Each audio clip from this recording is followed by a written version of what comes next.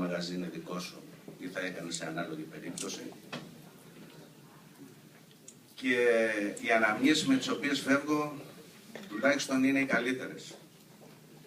Δηλαδή, έχω την αίσθηση ότι δεν υπάρχουν άνθρωποι με τους οποίους να έχουμε πει βαριές κουβέντες ή κουβέντες που την άλλη μέρα το πρωί να μην μιλήσαμε και να μην χαιρετηθήκαμε. Σας ευχαριστώ λοιπόν με αυτή την έννοια όλους. Ελπίζω υγεία σε όλους σας και εύχομαι και σε εσάς και στις οικογένειές σας και με το καλό η ώρα όλων για να αποχωρήσουμε που λέει όπως πρέπει.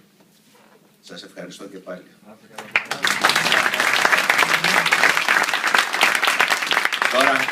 Τώρα βέβαια να μην σχολιάσω που λέει και παρεξηγηθεί ο Γιώργος, αλλά θα το πω,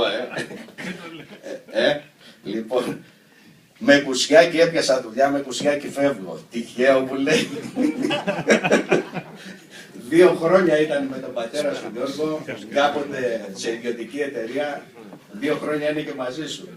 Σαν να η σύμπτωση, σημαδιακό. Σας ευχαριστώ πολύ. Ευχαριστώ πολύ.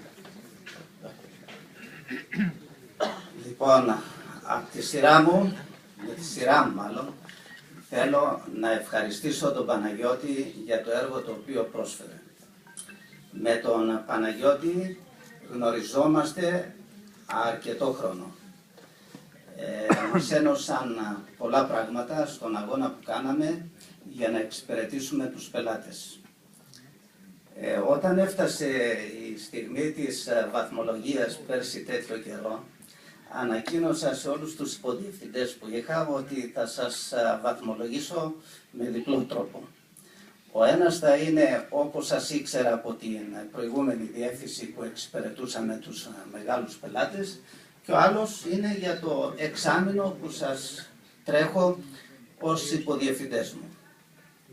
Είχα πει τότε στον Παναγιώτη ότι παίρνεις τον υψηλότερο βαθμό και μάλιστα υψηλότερος δεν υπήρχε για την εξυπηρέτηση των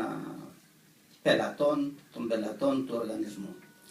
Θεωρώ ότι ο Παναγιώτης έκανε όχι το καλύτερο δυνατόν, έκανε το άριστο για να εξυπηρετήσει τους πελάτες. Κάτι το οποίο είναι υποχρέωση όλων μας να συνεχίσουμε. Ακόμα όμως ο Παναγιώτης ήταν ένα πολύ σημαντικό στέλεχος γιατί έφερνε ιδέες. Τις έφερνε καμιά φορά και με τρόπο λίγο πιο επαναστατικό από ό,τι χρειαζόταν και του το είχα πει αρκετές φορές.